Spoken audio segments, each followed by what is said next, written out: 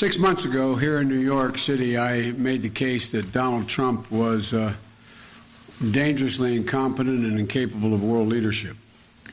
And the past few days, in the wake of the killing of the Iranian General Soleimani, I think Donald Trump has proven beyond that comment beyond dispute. The haphazard decision-making process that led up to it, the failure to consult with our allies or Congress, and the reckless disregard for the consequences that would surely follow was, in my view, dangerously incompetent. We have not heard a sober-minded explanation to reassure the American people that this decision and its consequences were thought through. No level-headed words meant to dial down the tensions and to take us off the path of conflict. No press conference or consultation with our Congress. No, what we've heard so far from this president are tweets, threats, and tantrums.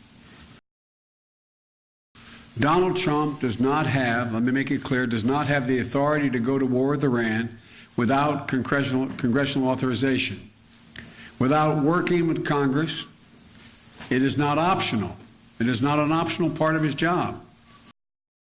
Mr. President, you have to explain your decision and your strategy to the American people. That's your job as president, Mr. President. After 3 years of hollowing out the State Department, disrespecting and dismissing our intelligence community, destroying the relationship between the White House and Capitol Hill, throwing out the deliberate policy-making process that has served Republicans and Democratic administrations for decades, corroding the values of the word of the United States, abusing our allies, embracing dictators, creating, not solving foreign policy crises on the international stage.